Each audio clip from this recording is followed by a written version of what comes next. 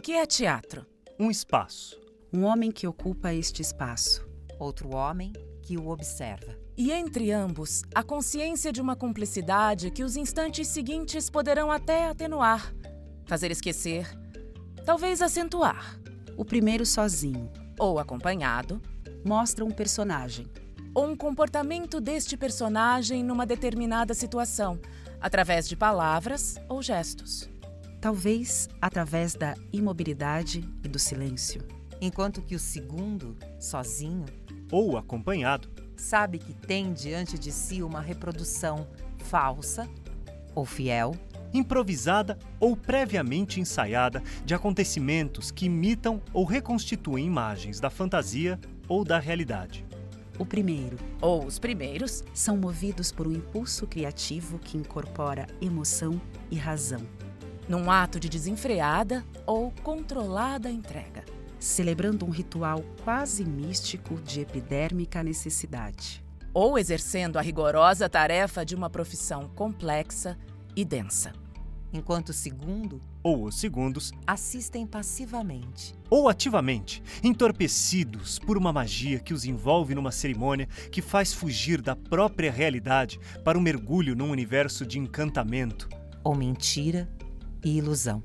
Ou ao contrário, aprofundam o conhecimento lúcido e crítico da própria realidade que os cerca, engravidando-os de um prazer capaz de torná-los mais conscientes e mais vigorosos enquanto homens racionais.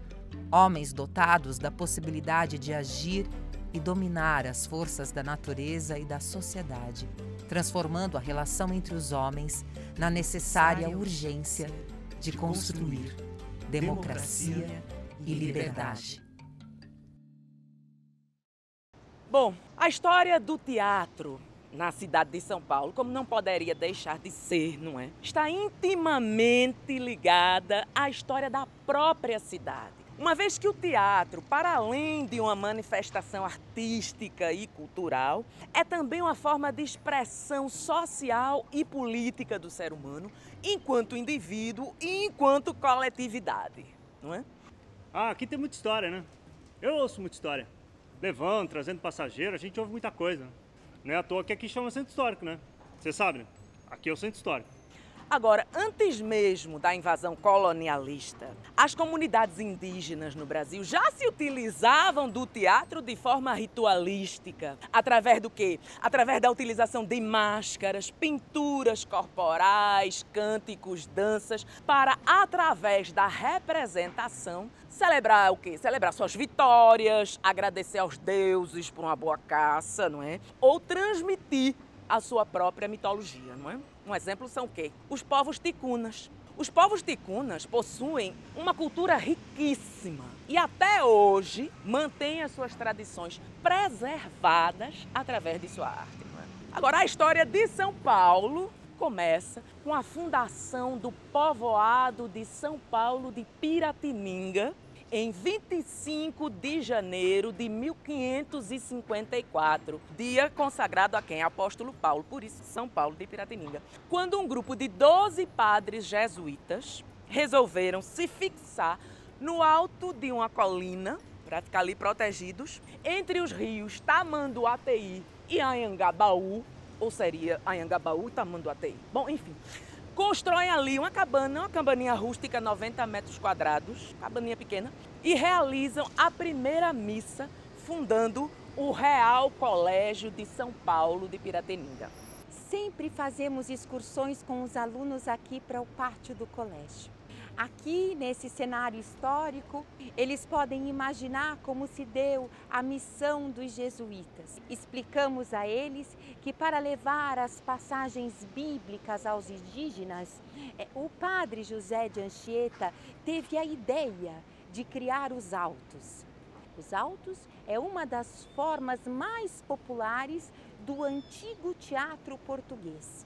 É uma peça geralmente de curta duração, escrita em versos e de conteúdo religioso. Posteriormente, o padre Afonso Brás, precursor da arquitetura brasileira, foi o responsável pela construção de um colégio e uma igreja anexa em taipa de pilão. O que é taipa de pilão? Taipa de pilão é uma técnica de construção milenar que deriva do fato de se utilizar um pilão para socar a terra de dentro de uma forma de madeira chamada taipau, não é?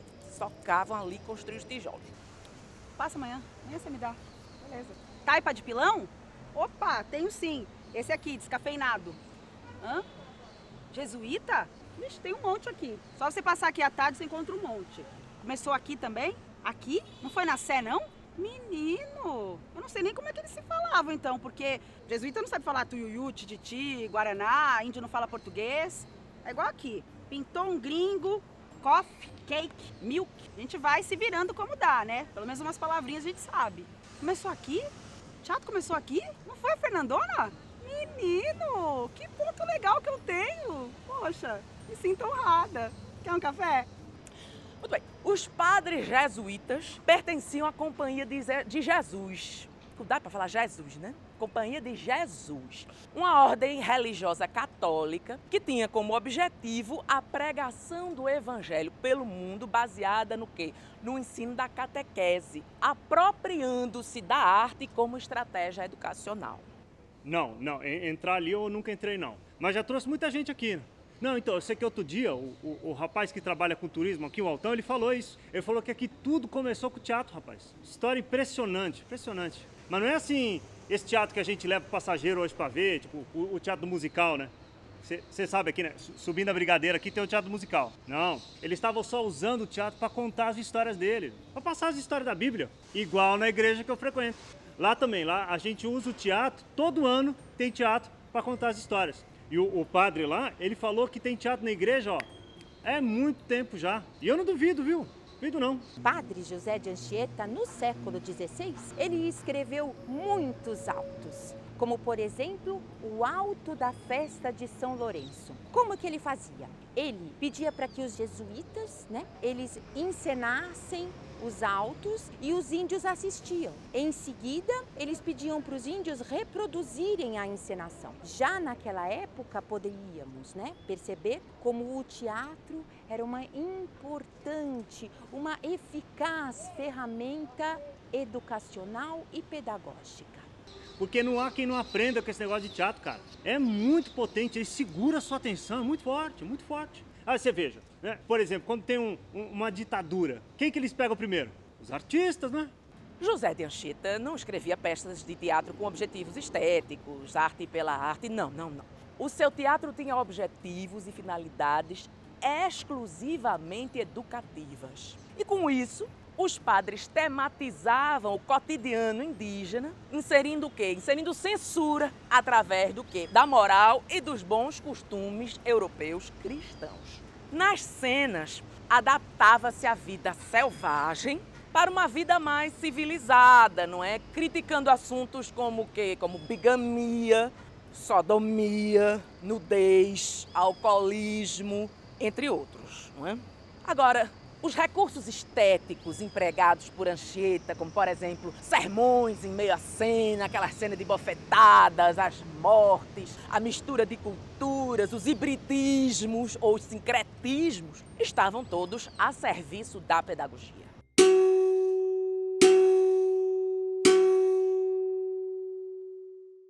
Após a cena do martírio de São Lourenço, Guaixará chama Aimbirê e Saravaia para ajudarem a perverter a aldeia. São Lourenço a defende. São Sebastião prende os demônios. O anjo, o temor de Deus e o amor de Deus aconselham a caridade, contrição e confiança em São Lourenço. Quem és tu? Sou Guaixará embriagado, Boicininga jaguar, antropófago agressor, Andiraguaçu alado, sou demônio matador. E este aqui? Sou Jiboia, sou Socó, o grande Aimberê Tamoio, sucuri gavião malhado, sou tamanduá desgrenhado, sou luminoso demônio. Dizei-me o que quereis nessa terra em que nos vemos. Andar matando de fúria, amancebar-se, comer um ao outro e ser espião, prender tapuia e desonesto A honra perder. Boa medida é beber cauinha até vomitar. Isso é jeito de gozar a vida. E se recomenda a quem queira aproveitar. Que bom costume é bailar, adonar-se, pintar a cara, pintar as pernas, empenado fumar e curandeirar, andar de nego pintado. Não se esforçam por orar na luta do dia a dia. Isso é fraqueza, de certo. Conosco vivem em paz, pois se entregam aos desmandos.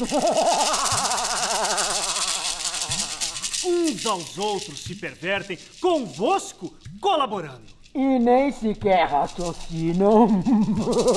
Que é o inferno que cultuam. Essa virtude estrangeira me irrita sobremaneira. Quem a terá trazido com seus hábitos polidos, estragando a terra inteira? E aqui, neste colégio, aprenderemos a amar Deus no mais fundo do nosso ser. E neste mundo, longa vida gozaremos. E em tuas mãos depositamos o nosso destino também. E em teu amor confiamos, e uns aos outros nos amamos, para todo sempre. Amém. Após um incêndio ter destruído o Teatro São José, que abrigava a programação cultural que atendia a elite cafeicultora da São Paulo do século XIX, os barões de café precisavam de um novo local que atendesse suas necessidades de programação social e cultural. Os barões de café solicitaram à prefeitura a construção de um novo teatro.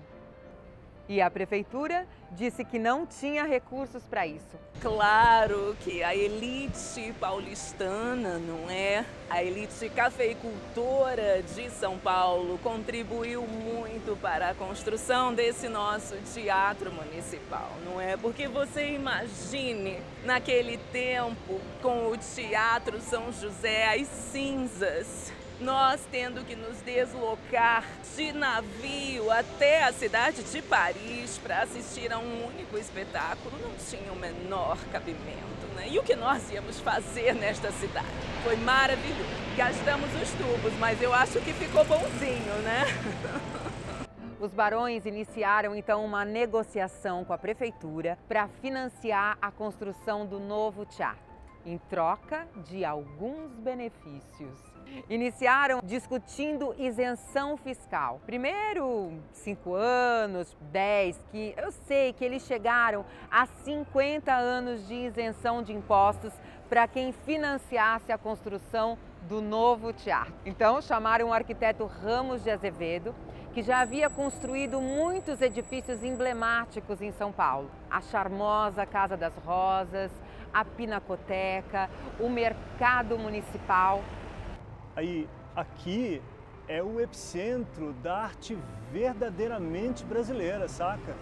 E tudo começou ali com os modernistas, tá ligado?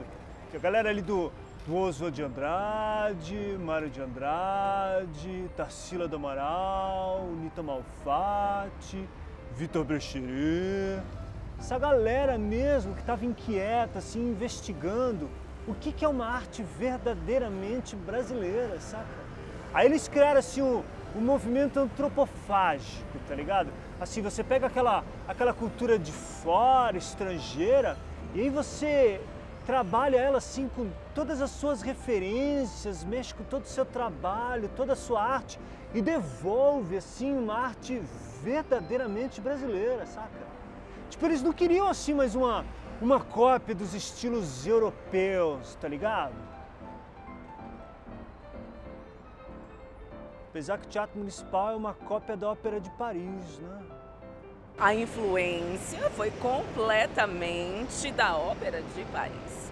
Não poderia ser outro lugar. Paris, aliás, é influência para tudo, não é? Veja, a minha champanhe é de Paris, a minha bolsa Louis Vuitton é de Paris. Aliás, segura aqui, querido, por favor, tá pesado. O meu motorista, por exemplo, o meu motorista é brasileiro, não é? O nome dele era Juarez. Mas nós resolvemos mudar o nome porque eu achei que não era conveniente, então nós mudamos para Charles. Charles vem trabalhar de Gaulle, depois ele troca o carro e vem dirigir a minha limusine. Mas enfim, não é? Até meu cachorro eu tinha também um bulldog, mas eu preferi trocar por um bichão frisé. Ramos, a princípio, ele relutou em aceitar a empreitada, pois ele não tinha experiência na construção de casas de ópera.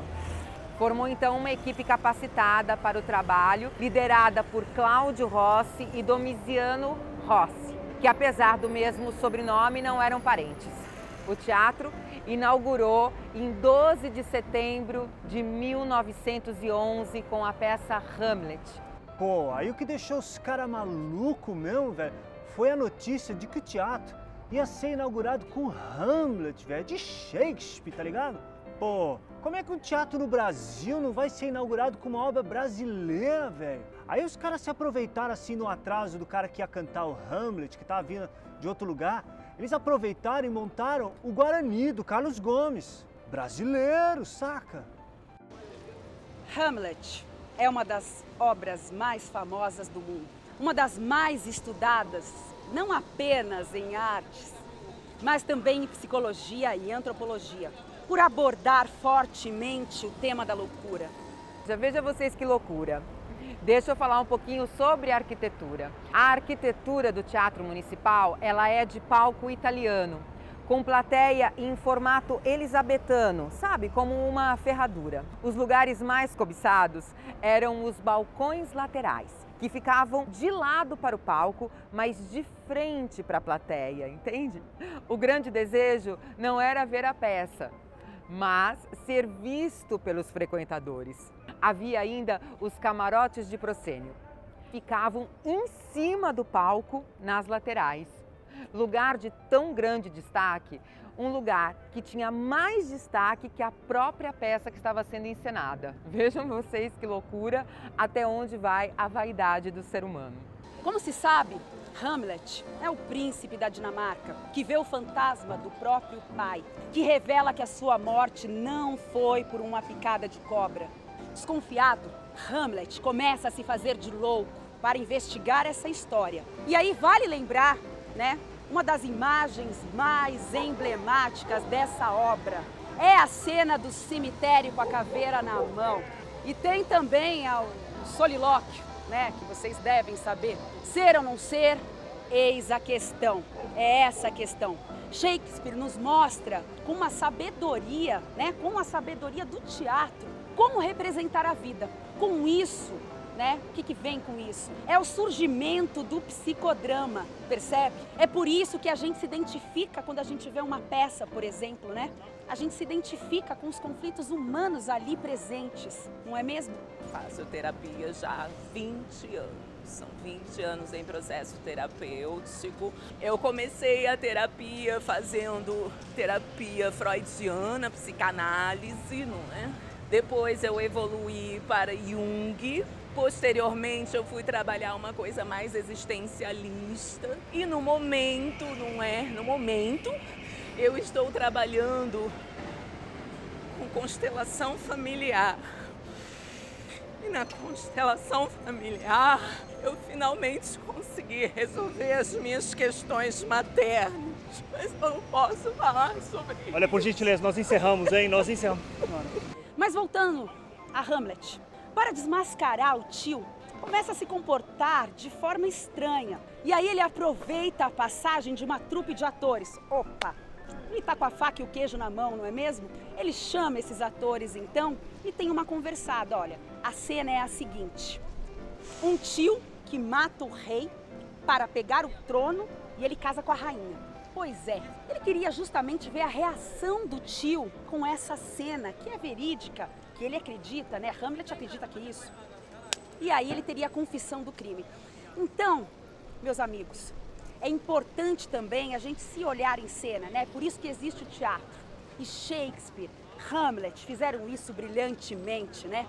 Então, para que o plano funcione, Hamlet solicita uma interpretação precisa.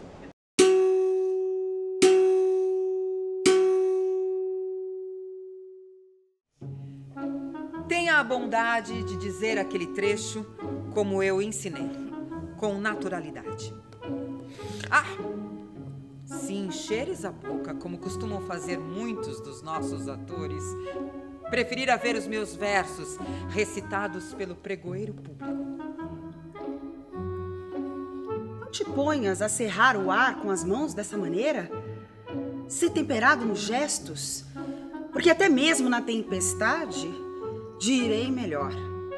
No turbilhão de paixões, é de mister moderação para torná-las maleáveis. Me é forçoso deixar-te tão cedo!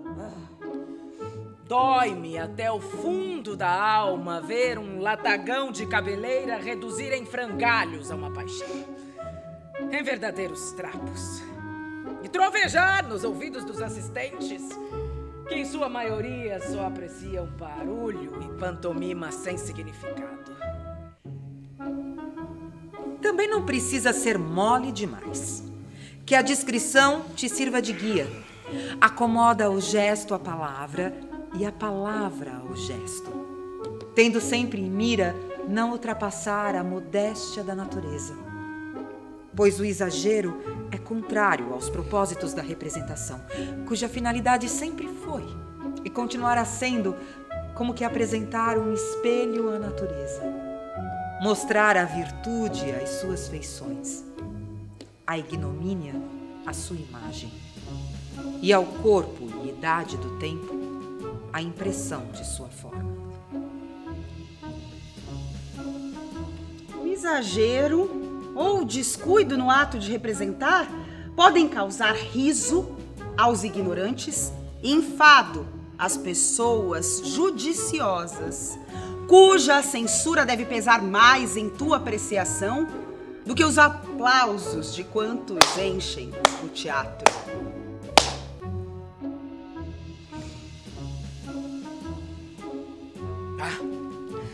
Já vi serem calorosamente elogiados atores que, para falar com certa irreverência, nem no porte, nem na voz traziam nada de cristãos ou de pagãos ou de homens sequer.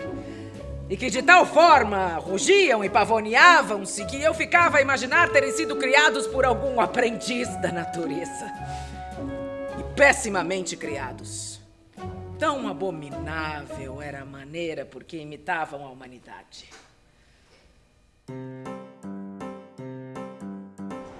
Ah, que saudade. Tá tão abandonado, né? Os pichadores vêm de noite e picha tudo.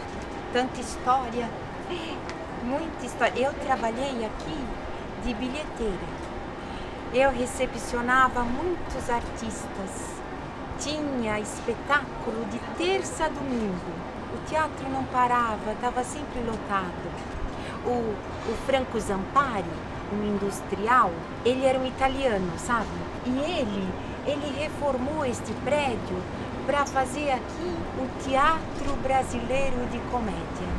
Eu tô com uma vergonha. A gente é do bairro. Sim, nós somos tudo nascido, criado aqui. Nascida, a família criada, toda tudo aqui. É, não. Nunca entrei. Só de mas, vista né, porque mesmo. aqui, esse teatro aqui é um teatro muito Coisa fino. fina, elegante. Né? Só tem as mulheres. Só gente bonita, Essa bem rua arrumada. toda aqui ficava tomada de carro chique. Não tinha dinheiro para entrar, para pagar a não entrada. tinha, não. Era muito caro os ingressos. Inclusive, esse teatro era até conhecido como Teatro Perfumado. É, cheiro né? de Que as donas perfume. vinha tudo perfumado. Vinha aqui até do outro lado da rua, lembra que a gente já falava, já chegaram? Não, porque os artistas a gente conheceu. Os artistas, sim, porque a minha mãe tinha uma pensão, né? Nós servíamos as marmitas na hora do almoço, na hora da janta, porque eles trabalhavam todo dia, era assim, de terça a domingo. Todo dia tinha espetáculo, eles ganhavam tudo. Olha, parecia até, aqui antigamente era a Rede Globo aqui, sabe? Porque os artistas, todo mundo queria ser artista do TVC. Era uma delícia ficar aqui, né? Tomava sorvete, olhando os artistas. Foi o início.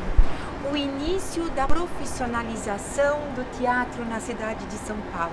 É assim, ó, até como diz aqui na plaquinha que eu li agora. Foi isso mesmo.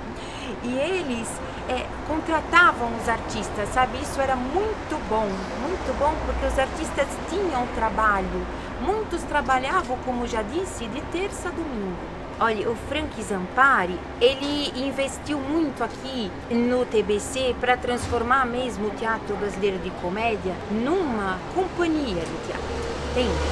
Então, ele investia muito em equipamentos, ele trazia diretores de fora do país, sabe? Diretores já experientes. Deixe-me lembrar de alguns, olha, Janirato passou, o Janirato é tão bonito, o Adolfo Celli, o Ziembinski, ele até atuava, né? O Maurice Vonneau, né? O Rogério Jacobi, eu me lembro desses todos.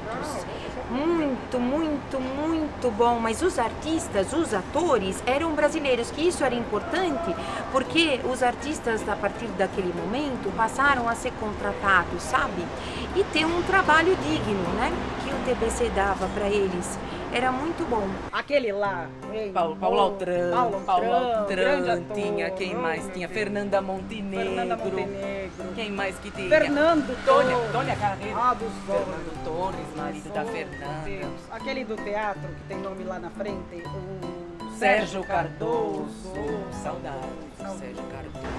Se eu me lembro das peças, olha, eu posso me lembrar de algumas, né? Porque foram tantas, né? Jamais conseguiria me lembrar de tantas peças de teatro que passaram aqui pelo TBC.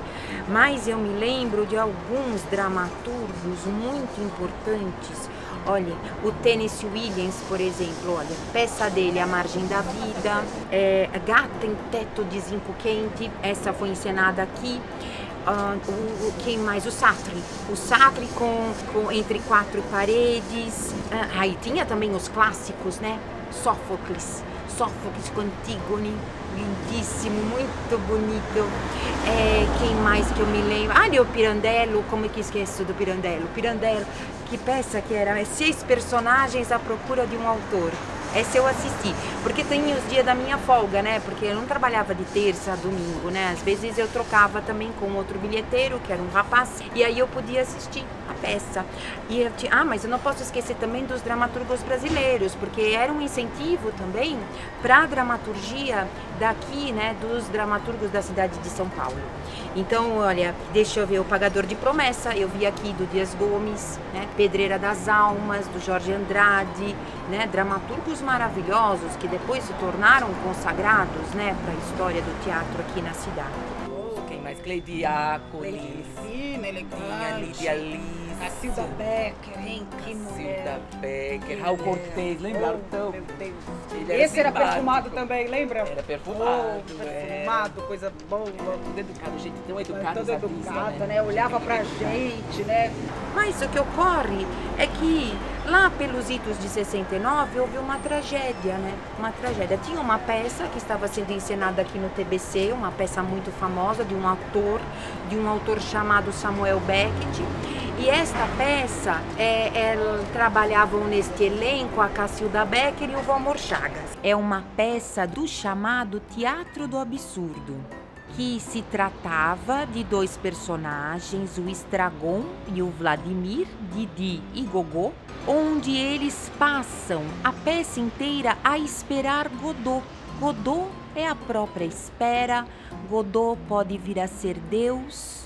E ali, naquela estrada, no meio do nada, eis que surge um aristocrata chamado Pozzo, com seu escravo, o Luck.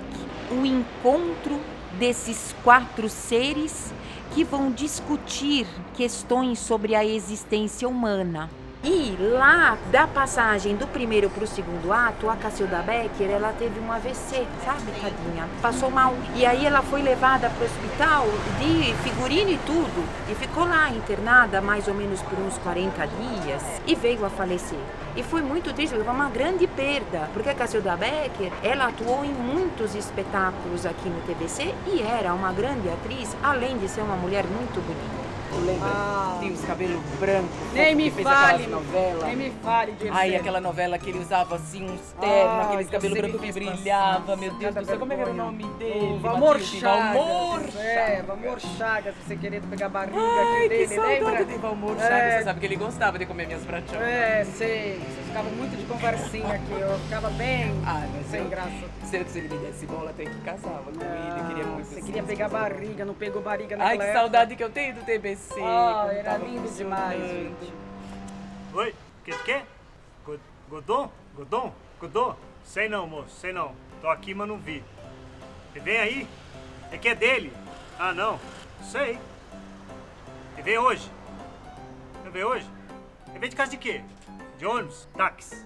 Sei, moço, olha, eu tô aqui assim, faz uns tempos já e...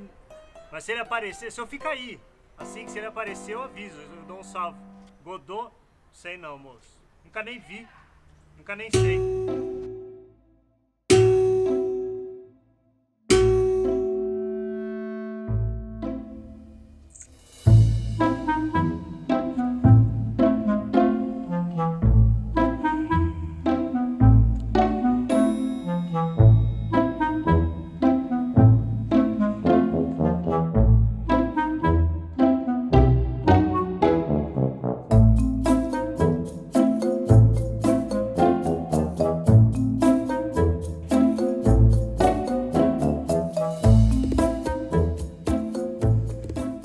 Você quer uma cenoura?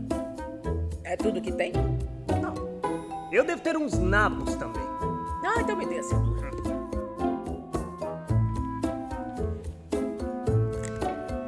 Ai, meu Deus, é nabo. Ah, perdão, eu podia jurar que era uma cenoura. Ah, você deve ter comido todas. Era a última, deixa eu ver. Ah, uma aqui. Mas coma devagar, hein? É a última.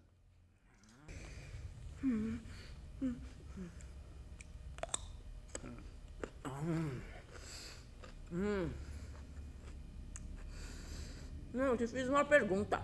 Como está a sua cenoura? Bem, é uma cenoura, né? Menos mal. Então, o que você queria saber? Ai, meu Deus, eu esqueci. É tão chato quando isso acontece.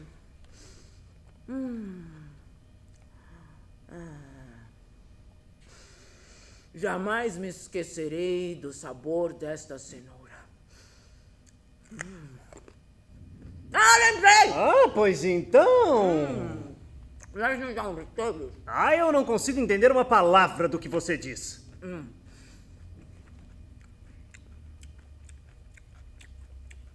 Eu perguntei se nós não estamos presos. Presos? Presos. Ora, mas como assim presos? Presos a... Ora, mas presos a quem? Por quem? Ao seu cavalheiro. A Godot? Sim. Presos a Godot?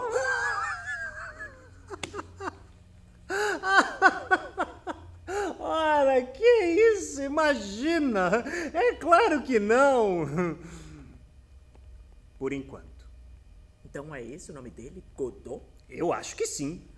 É engraçado.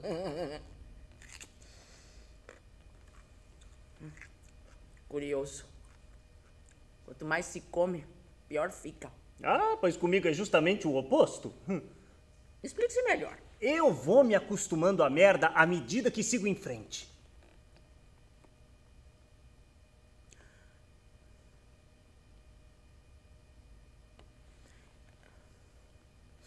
E é isso que é o oposto? É questão de temperamento. De caráter. A gente é o que é. É inútil lutar. Não há nada que possamos fazer a respeito. É inútil resistir. O essencial não muda nunca. Nada que possamos fazer a respeito. Em frente!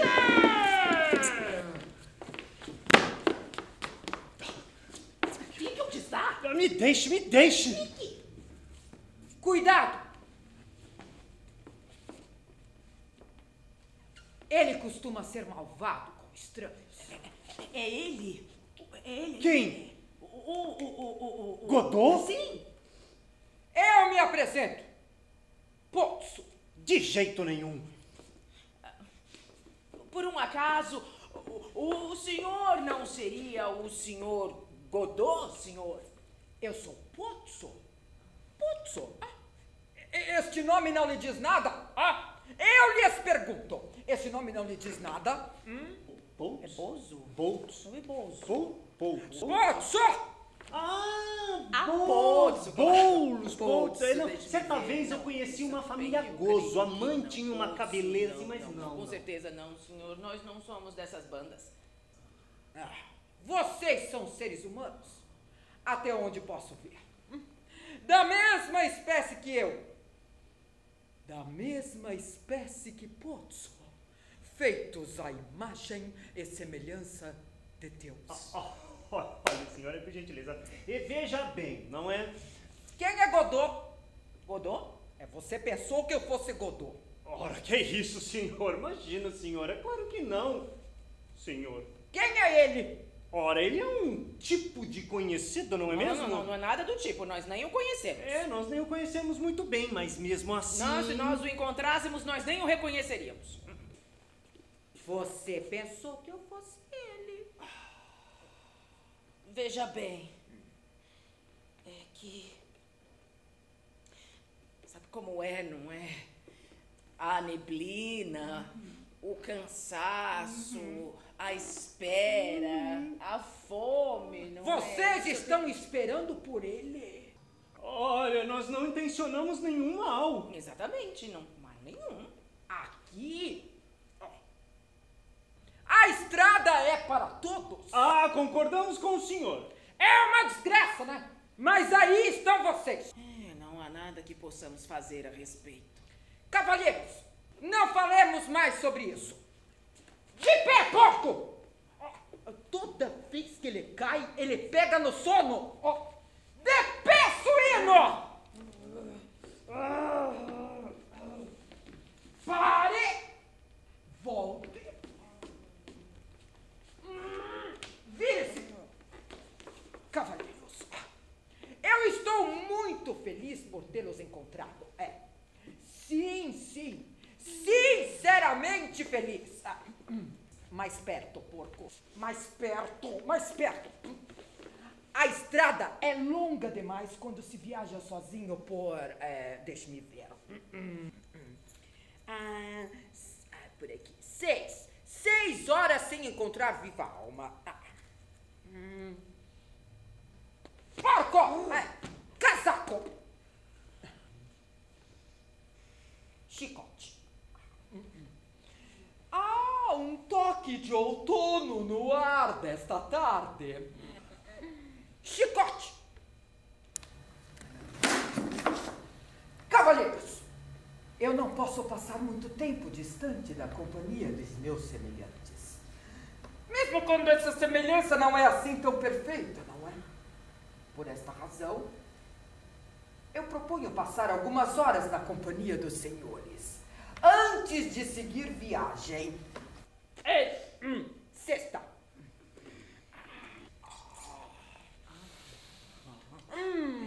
Chicote.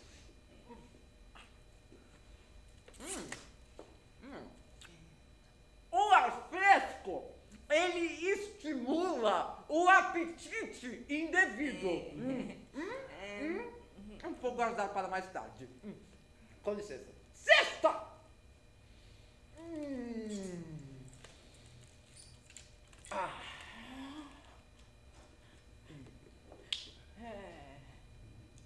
Com licença.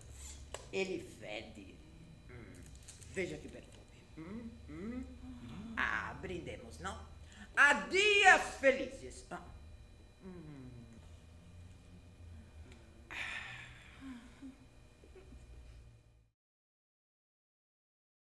O teatro de arena, ele surge quando? No início da década de 1950, numa garagem adaptada, em contraponto a esse teatro do corporativismo, ligado ao capital, do monopólio dominante do teatro de grandes produções realizados por quem? Pelo TBC. O gatilho para isso foi justamente o quê? O desejo criativo de produzir e revelar espetáculos de novos autores brasileiros, inclusive ex-alunos da primeira turma da Escola de Arte Dramática. Tinha José Renato Pécora, Milton Gonçalves e, claro, Flávio Migliaccio, não é? O Teatro de Arena é berço de bases pedagógicas fundamentais do teatro. Sob a liderança de um de seus integrantes, Augusto Boal, que se inspirou muito num pedagogo brasileiro, um educador importantíssimo, inclusive, Paulo Freire, que desenvolveu a pedagogia do oprimido, não é? Que é um método pelo qual a educação ela é ferramenta de libertação de forças opressivas. Augusto Boal, então, cria o teatro do oprimido, onde o teatro ele é ferramenta, inclusive para o próprio público, de libertação e autonomia, não é? Eles, então, iniciam a montagem de uma série de peças, de espetáculos, trazendo a inovação de uma encenação mais naturalista, que se aproxima da realidade do público, não é? Inclusive, o próprio espaço de encenação favorece para isso, né? Um teatro pequeno, cerca de 90 lugares, esse formato de arena, né? E isso faz, então, com que eles tragam a encenação para mais próximo do público e iniciem uma nova estética aqui no Teatro de Arena. Veio a época dos grandes musicais, com forte influência do teatro político de quem? De Bertold Brecht. Nessa linha, surgem espetáculos que vão recontar a história do Brasil, subvertendo a visão eurocêntrica, colonialista, colocando em cena o quê? Outros protagonistas. E aí eles começam a quê? A contar. A Arena conta o quê? Zumbi, a Arena conta Tiradentes. Aí veja você, um movimento verdadeiramente revolucionário sempre chama atenção, não é? Aí vem o que? A ditadura militar. Aí o teatro passa por censura, foi invadido, eles foram tudo presos. Jamais esqueceremos. Outra figura importante aqui da história do Teatro de Arena, não é? Foi o dramaturgo e ator Plínio Marcos, que vivia aqui no entorno do teatro, vendia seus livros aqui na porta, frequentava aqui na frente o Bar Redondo. Ah, isso é que nós estamos aparecendo aqui nesse ponto novo? Duas perdidas numa noite suja. Ah, eu não sei que eu tô parecendo a Baju Lilás. Olha isso aqui, ó. Farol aceso. Eu conheci sim o Plínio Marcos.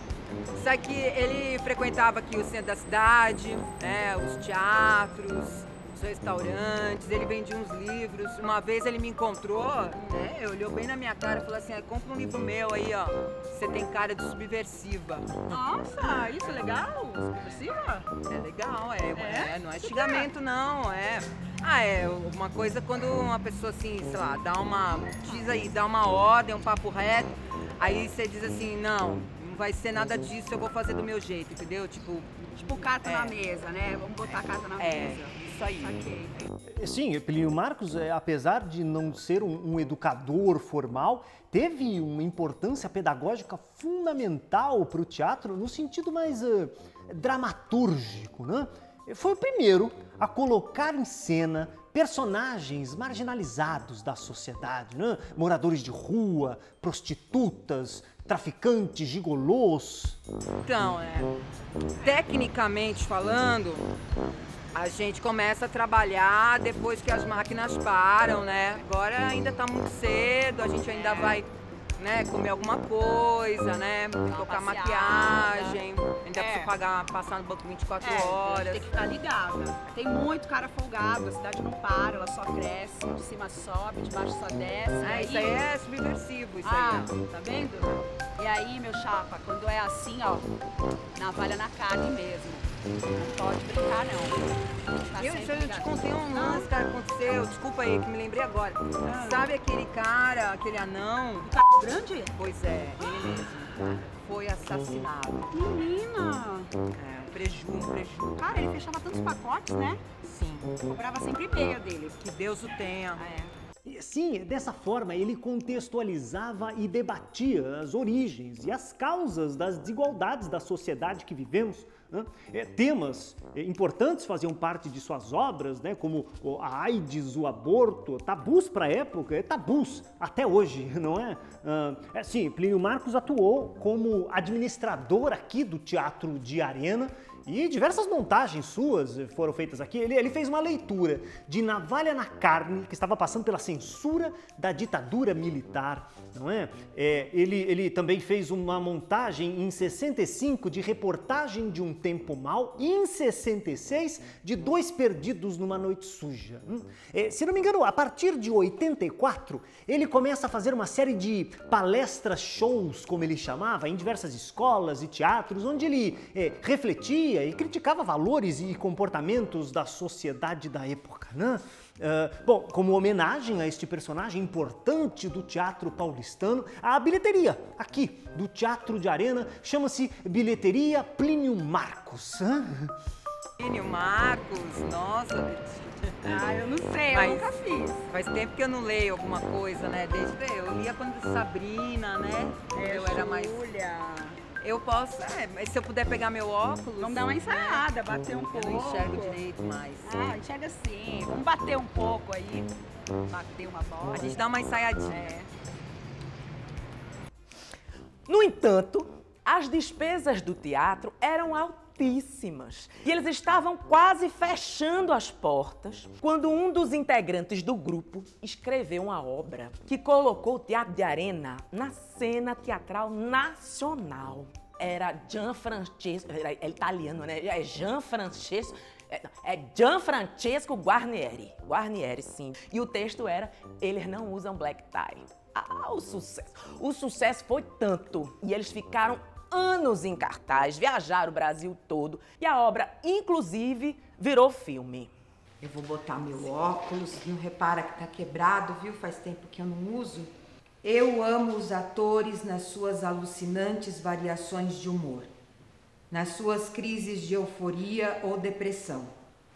Amo o ator no desespero de sua insegurança, quando ele, como viajor solitário, sem a bússola da fé ou da ideologia, é obrigado a vagar pelos labirintos de sua mente, procurando no seu mais secreto íntimo afinidades com as distorções de caráter que seu personagem tem. Eu amo muito mais o ator quando, depois de tantos martírios, surge no palco com segurança, emprestando seu corpo, sua voz, sua alma, sua sensibilidade, para expor sem nenhuma reserva toda a fragilidade do ser humano reprimido, violentado. Eu amo o ator que se empresta inteiro para expor para a plateia os aleijões da alma humana, com a única finalidade de que seu público se compreenda, se fortaleça e caminhe no rumo de um mundo melhor, que tem que ser construído pela harmonia e pelo amor.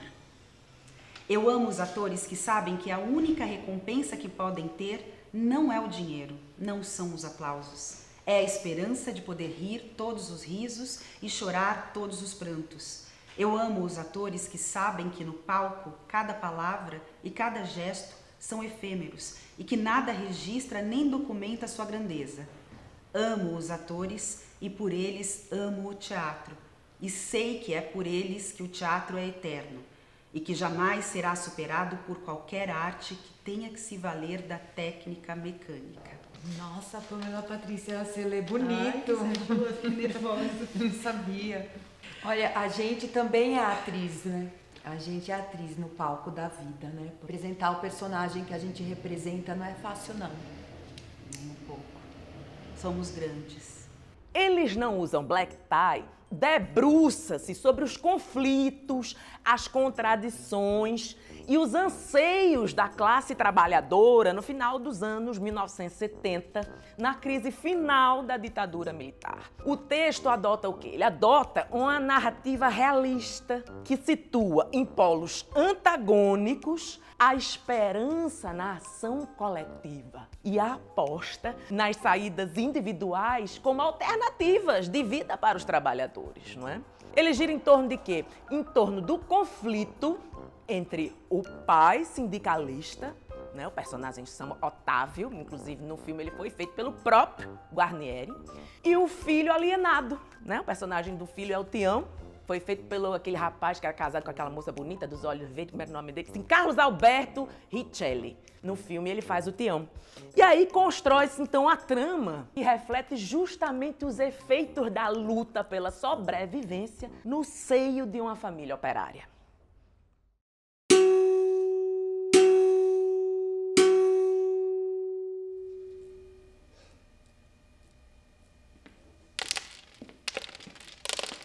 Levantou cedo, hein? É. Café tá pronto. A senhora também acordou mais cedo, né? É serviço, filho. Muito serviço. Cadê minha caneca, hein? Senta aí que eu te sirvo.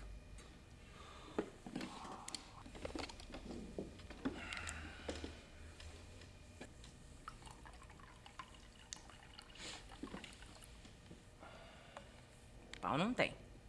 Faz mal.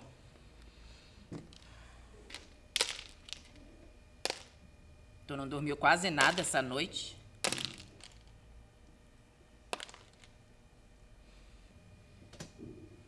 Tu tá enfesado por quê? Eu? É, você. Fui eu que te criei, eu que te fiz. Eu tô vendo essa ruguinha aí no meio da sua testa. O que que há? Não é nada, ué. Vai fazer piquete? Que? Piquete de greve, tu vai fazer? Não sei. Acho que já tem gente demais lá. Isso vai dar bolo. E que bolo que pode dar? A greve sempre dá bolo. Não, nem sempre, nem sempre. Ó, se aparecer polícia, tu sai de perto, hein? Não vai dar uma de valente. Não precisa se preocupar. Olha lá. Olha, não se incomode. Tem mais café? Não, não, tá bom assim. Tu vai esperar seu pai pra sair? Não. Por quê? E pra quê? Ué, tu sempre espera? É, mas tá muito cedo, não vou esperar não. Se a Maria aparecer, esperar ela não se preocupar, até que ela tá cheia de coisa na cabeça. Eu digo. Tu passeou com ela ontem? No parque. Ah, tão bom. Ela comeu 3 sorvetes, parecia uma esganada. Ó, vê lá, hein? Já disse, minha velha. Tá com o endereço na carteira? Que endereço? O daqui, ué. Se acontecer alguma coisa, a gente descobre logo. Não precisa. Tá com o endereço ou não tá? Tá aqui comigo. Então vai com Deus. Eu volto logo, hein?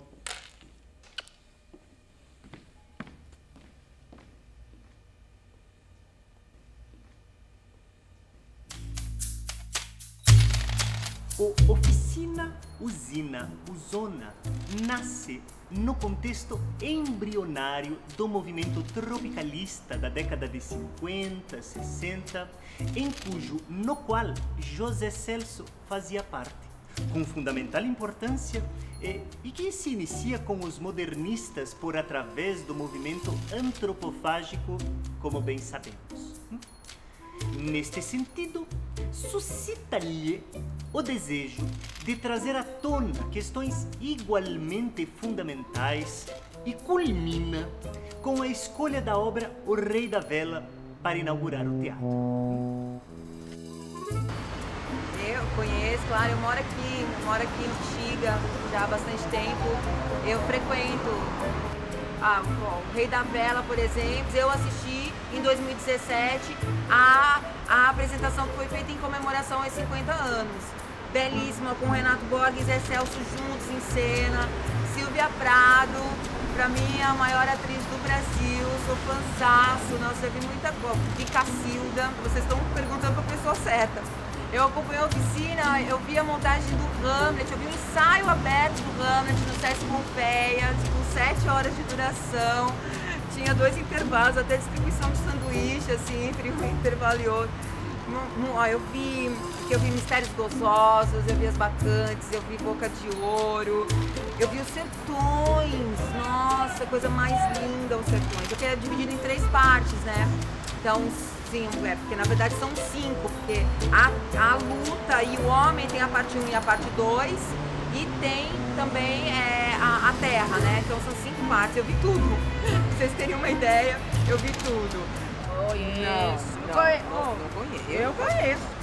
Não, porque eu não sei, isso aí pra mim não tem cara de teatro, né? Tem teatro pra mim é o teatro ali, o teatro imprensa, do Silvio Santos, aquilo assim é teatro.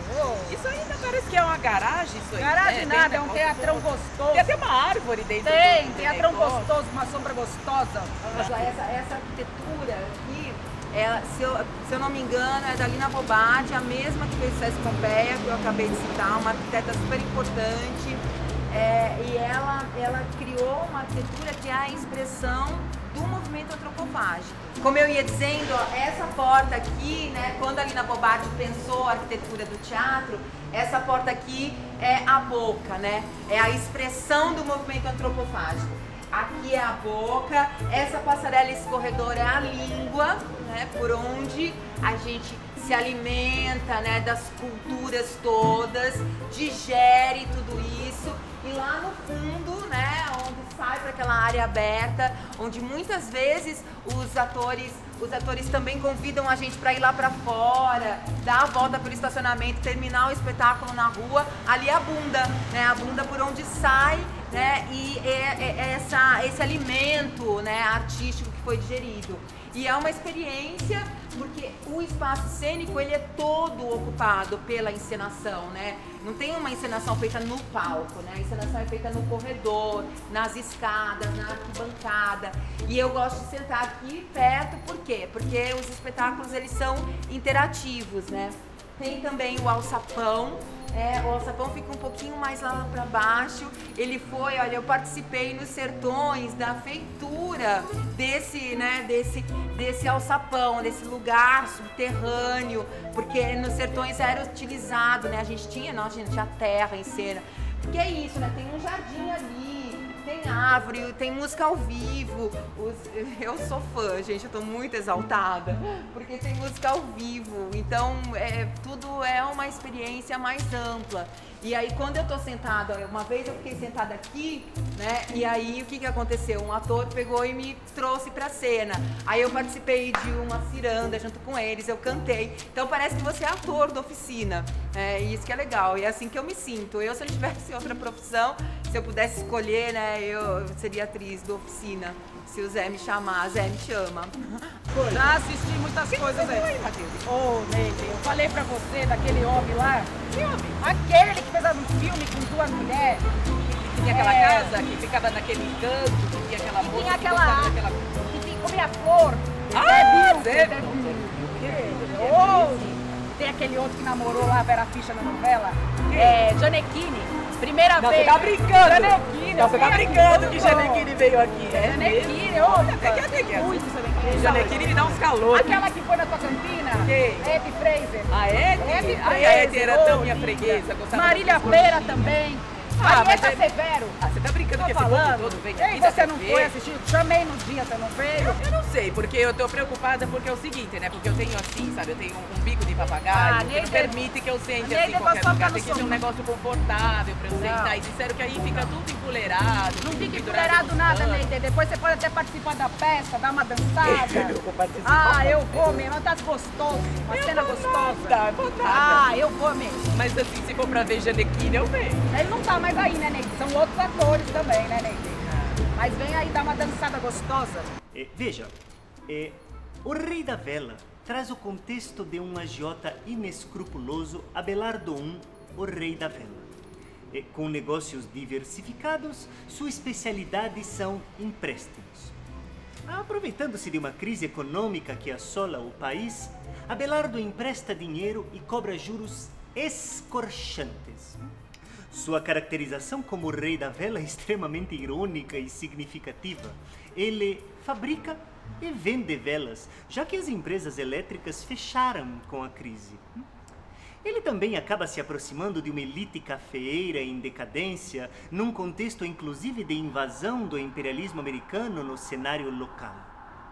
De certo, a obra é um cânone em sua dimensão estética, social e política, e num computo geral, diz muito a respeito do Brasil de hoje.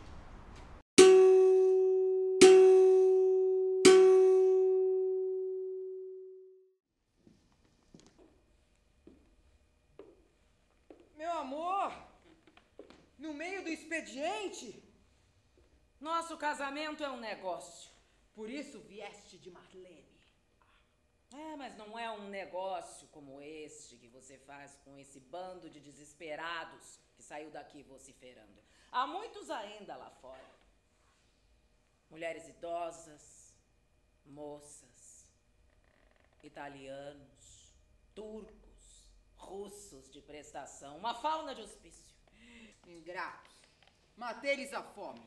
Dei-lhes ilusões. E ainda os trata assim? Para te dar uma ilha. Uma ilha só sua, meu amor. Há um deles que não quer sair. Está resistindo. É cliente novo. Quem é? Um intelectual. Diz que quer fazer uma biografia sua, com ilustrações. Diz que dará um bom livro. Grosso.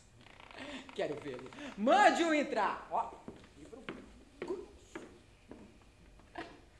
Bom dia, mestre! Ai, a faca! Desarme este homem, ora essa! Deixar entrar gente com armas aqui? Porra!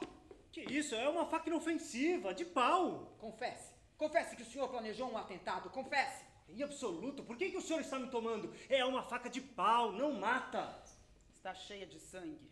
Sangue coagulado. Ora, umas facadinhas.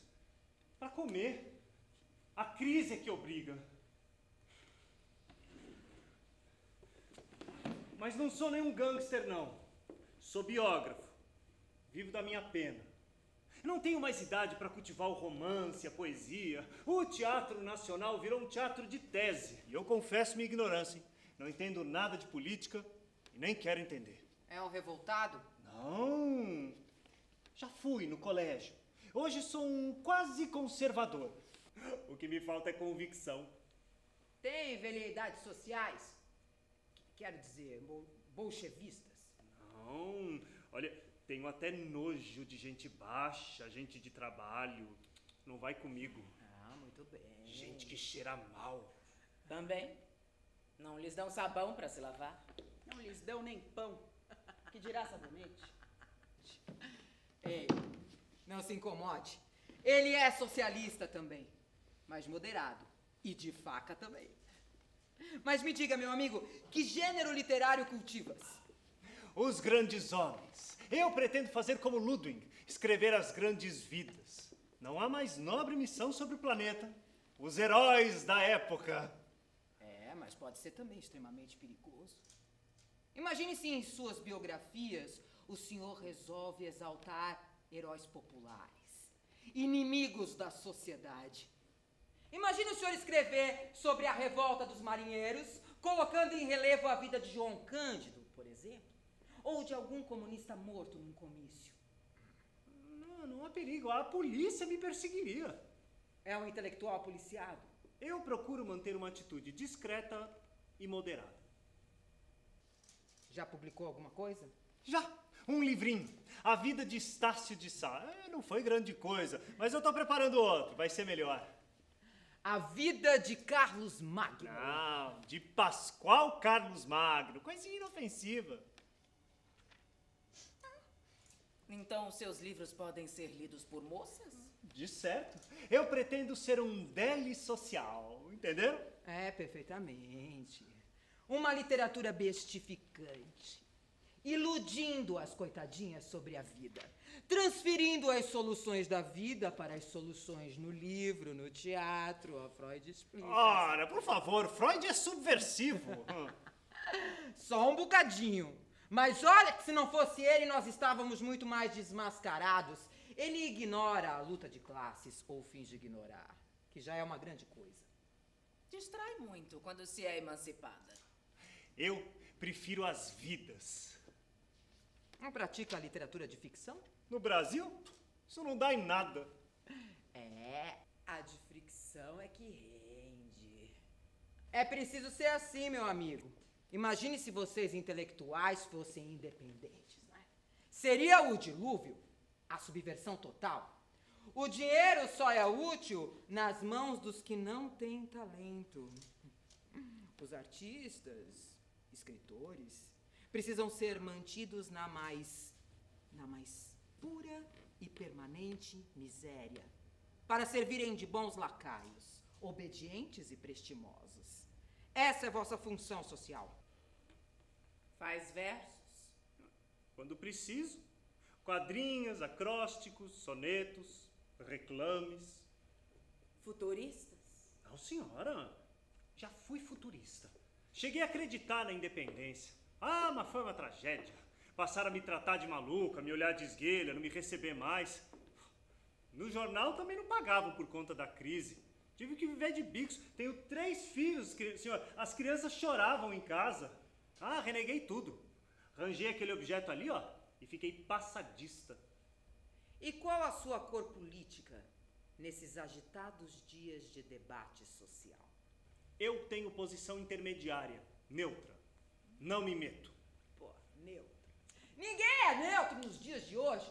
Ou se serve os de baixo. Sim, mas com que roupa? Sirva os de cima então, mas não com biografias neutras. Precisamos de lacaios. É, mas dizem que a revolução social está próxima, e no mundo todo. E se a coisa virar? Será fuzilado com todas as honras. É preferível morrer como inimigo do que como adesista. Mas a minha família, as 3 criancinhas... Ah, saia já daqui, vilão, oportunista. Não leva nem 10 mil réis, creia. A minha classe precisa de lacaios. A burguesia exige definições. Lacaios sim, e que usem fardamento. Rua, sai daqui, tira esse bosta daqui. Coitado. Tá. Ele voltará. De camisa amarela, azul e verde. E de alabarda. E ficará montando guarda à minha porta. E me defenderá com a própria vida da maré vermelha que ameaça subir e tomar conta do mundo. O intelectual deve ser tratado assim. As crianças que choram em casa, as mulheres fracas, lamentosas, eles são as nossas armas. Só com a miséria eles passarão a nosso inteiro e dedicado serviço.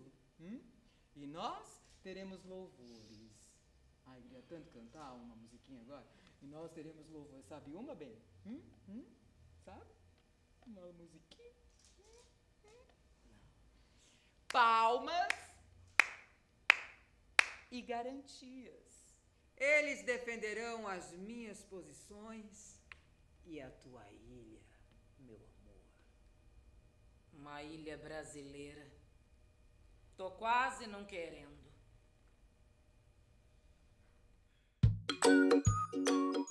Eu sou uma descendente de Dona Veridiana Valéria da Silva Prado, que foi a proprietária de todo este terreno e de tantos outros no entorno que hoje formam aqui a Praça Roosevelt, não é? A casa chácara de Dona Veridiana ficava exatamente aqui, nesta região, aos fundos da Igreja da Consolação, não é? Dona Veridiana foi uma mulher muito à frente do seu tempo, não é? Eu, como tataraneta de Dona Veridiana, não posso imaginar a grandeza desta mulher. Ela morava no interior, filha de Antônio da Silva Prado, não é? O Barão de Iguape, uma família aristocrática de cafeicultores. Ela resolveu vir morar em São Paulo. Ela tinha muito contato com intelectuais, uma mulher realmente muito à frente de seu tempo. Frequento a Praça Roosevelt desde a minha juventude, eu tenho agora 51 anos, não é? Mas já frequentava aqui há muito tempo, nos meus tempos de universitária, que antes de ser esse espaço que recebe vários teatros, a Praça Roosevelt também recebia a sétima arte, né? Os cineclubes, Cineclube Biju, Cineclube Oscarito, que veio um pouco depois, ali mais ou menos 1985, onde era possível assistir grandes filmes de grandes diretores, como por exemplo Fassbinder, Kubrick, Buñuel, O Anjo Exterminador, que filme, hein? Que filme! Glauber Rocha, quem mais? Truffaut, Akira Kurosawa. Eu assisti aqui Sonhos do Akira Kurosawa com um namoradinho meu da época de faculdade, o Bergman, Pasolini. Esses cinemas depois tornaram-se teatros. Eu venho muito aqui na praça, né? Frequento, já há um tempão. Eu lembro que assim, década de 80, 90, a praça era bem desvalorizada. Tinha muito problema social, na verdade, né? A gente até desconfiou quando os grupos começaram a vir pra cá, década de 90, assim, de repente os grupos ocuparam esse espaço. Foi meio estranho, mas deu super certo, né? Primeiro veio assim, o pessoal do Sátiros, junto com o Estúdio 184, né? Que hoje chama Helena Iguariba. Aí veio o Teatro do Ator, aí começou a vir, veio gente, né? Veio Teatro X, Mini Teatro, o Parlapatões veio depois. Aí a praça ganhou outra vida, né, cara? Foi outro movimento. Mais tarde, lá pelos anos 90, o Teatro do Ator, que era onde era o Cine Biju, e o Cine Clube Oscarito virou depois o Teatro Helena Iguariba, o Estúdio 184. E eu continuo frequentando a praça. Então ela veio e se constitui aqui, nesta praça, numa chácara. Mas depois de um tempo, essa chácara já não atendia mais aos interesses de minha avó e ela resolve então se mudar. Depois que ela se mudou, ela foi para a região que hoje é conhecida como o bairro de Higienópolis, não é? Lá ela se estabelece numa outra chácara, chamada Chácara Vila Maria, que posteriormente ficou conhecido como Palacete Dona Veridiana. Um espaço maravilhoso, uma casa muitíssimo bem frequentada por intelectuais, artistas, cientistas, estadistas. Tivemos a honra, não é, de receber o nosso querido, saudoso imperador Dom Pedro II e sua filha, a princesa Isabel. Então, assim, aquele lugar ali, longe já da praça, é que era realmente um lugar que recebia a verdadeira arte de São Paulo. Eu sou estudante aqui da SP Escola de Teatro, porque eu estava buscando um curso para atriz e, enfim, ele é público, né? Então, para mim, facilitaria muito também, né? Que agora não teria como arcar. Os professores são artistas aqui da cidade, né? Tem todo um movimento aqui da Praça Roosevelt. E aqui a gente não aprende só a parte de interpretação, né? Então você tem várias turmas, né? Que são artes do palco, né? Então você tem iluminador, curso de cenógrafo, figurinista, e isso é bem legal. E o mais legal disso é que as turmas, elas se interagem, né? Então, por exemplo, se a gente está fazendo uma montagem, então a gente que cursa interpretação, aí tem o pessoal da luz que vai criar essa luz, cenário, figurino, enfim, a SP é uma escola para todos. Teve até a prefeitura, assim, fez uma reforma na praça, né? Porque acho que foi em 2012, assim, tinha uma marquise enorme aqui em cima. Eles derrubaram, fizeram uma praça nova, ganhou outra vida mesmo, né? Tem até um festival que rola aqui, que é a Satirianas, que são 3 dias, assim, de teatro sem parar, sabe? 72 horas, manhã, tarde, noite, madrugada. E rola teatro, né? Nas casas de teatro, na praça. Eu já vi peça até aqui em apartamento de morador da praça mesmo. É maravilhoso, porque aqui a gente tem um monte de teatro, então a gente acaba, enfim, saindo da aula e também indo nos Parlapatões, tem uma série de teatro, um próprio movimento da praça, de artistas, né? Aqui também tem as Satirianas, que são 3 dias de teatro. A gente respira teatro na entrada e na saída, né? É bem legal. Não, este lugar ficou muito degradado ao longo dos anos, não é? Depois que vovó deixou este lugar foi passando de mão em mão, foi sendo loteado e aí ficou para a prefeitura, o estado, enfim. E aí fizeram uma série de reformas. Infelizmente o que temos hoje é isso, não é? Este lugar cheio de espaços supostamente artísticos, mas sem dúvida jamais com o glamour de Dona Veridiana, queridíssima vovó. Não. Isso não é arte. A arte era o que rolava no Palacete. Saudades de Dona Veridiana. Eu não sou moradora aqui do centro, apesar de gostar também de ir ao Centro Cultural São Paulo, que também tem salas de espetáculo, mas eu moro na Zona Norte. E você sabe que lá na Zona Norte tem um teatro da prefeitura, o Teatro Alfredo Mesquita. E aí, os teatros da prefeitura, eles estão espalhados por toda a cidade, mais nas periferias, né?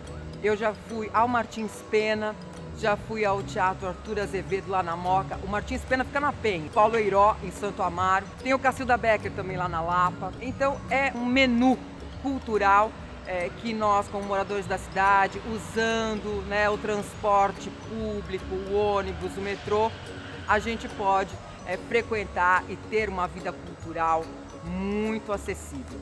Não, eu não moro aqui, eu não sou daqui. Eu moro lá na Zona Leste, eu sou da ZL mesmo. E é importante, sabe, cara, porque a gente precisa quebrar essa ideia de que o teatro está só no centro de São Paulo, né? Isso não existe, assim, o teatro está na cidade inteira. Eu frequento muito os grupos de teatro lá da ZL. O pessoal do Miolo, o Engenho Teatral, o Sobrevento, que mais? Dolores, Boca Aberta. Eu frequento a Zona Sul também, né? Tem a Brava Companhia, o 28 Patas Furiosas. Já fui até na Zona Norte, ali o pessoal do Lusco Fusco. Não é teatro só no centro. Tem no centro também, tem a Praça Roosevelt, mas tem teatro na cidade inteira. A gente precisa frequentar os teatros da cidade toda, né? Né, Otto? Trouxe Otto aqui para o Totó e Bichano. Tem uma amiga que faz banho e tosa, mas Otto está nervoso. Desculpa, Otto está um pouco nervoso porque eu não trouxe as meinhas e ele não anda no piso se não tiver com as meinhas. Esse piso horroroso, sujo, ele não pisa. Gente, essa aqui é a sala onde a gente tem as aulas e onde a gente apresenta as montagens de final de semestre. A minha turma, esse semestre, está montando um texto do Luigi Pirandello, que se chama 6 personagens à procura de um autor. E é um texto bem legal, porque são 6 personagens que invadem um ensaio, né, com o diretor. Enfim, eles estão procurando uma peça para encenar, porque eles estão sem o criador dele. Um texto que tem uma conversa muito filosófica, né, porque é justamente esses personagens mostrando que são reais e o diretor que entra nessa conversa do que é o palco, né, de como funciona essa questão da interpretação, né. E é uma metalinguagem super legal, que é a arte discutindo a si mesma.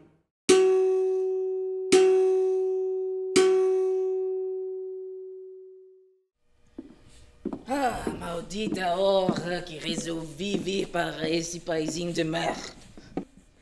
Mas o que é isso? Quem foi que solicitou para baixar essa vara? Eu não pedi essa vara. Que coisa horrorosa, esse símbolo parece uma caixa de Marlboro. Isso aqui, onde está a produção? Olha, eu detesto trabalhar com amadores, olha. Por favor, onde está a produção? Produção! Senhora diretora? O que é? O que é agora? Não está vendo que eu não gosto de ser interrompida quando estão ensaiando? Desculpe, é que tem umas pessoas aqui querendo falar com a senhora. Quem são essas pessoas? O que é? Com licença, com licença.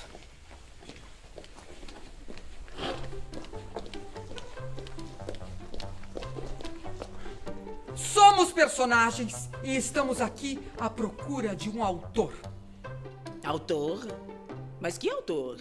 Qualquer um, senhora. Ora, não estamos ensaiando nenhuma peça nova, não há nenhum autor aqui. Tanto melhor. Tanto melhor, minha senhora. Podemos ser nós a sua nova peça. Mas se não há nenhum autor... Salvo se a senhora quiser ser. Os senhores querem fazer graça? Em absoluto, minha senhora. Muito pelo contrário.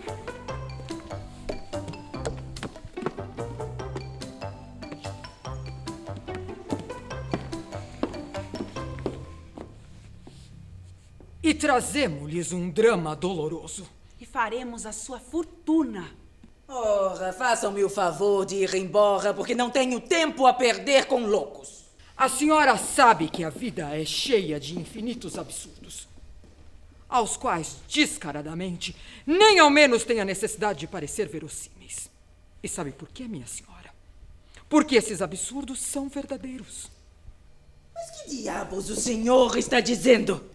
Digo que ao pensarmos nesses absurdos verdadeiros, que nem ao menos verossímeis nos parece, vemos que a loucura consiste justamente no oposto, em criar verossimilhanças que pareçam verdadeiras.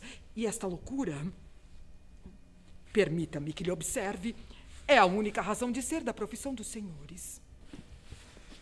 O senhor está me dizendo que a nossa profissão de ator é uma profissão de loucos? Fazer com que pareça verdadeiro aquilo que não é, sem necessidade, só por prazer. O ofício da senhora não consiste em dar vida, em cena, a personagens imaginárias? Oh, minha querida, queira fazer o favor de acreditar que essa profissão de ator é uma nobilíssima profissão. E se esses teatrólogos modernos só nos dão peças cretinas e fantoches ao invés de atores, saiba que aqui, sobre estas tábuas, foram apresentadas obras imortais.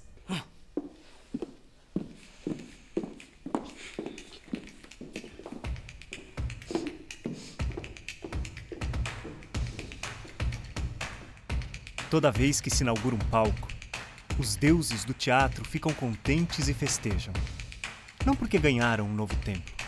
São deuses humildes, não querem ser adorados e nem gostam.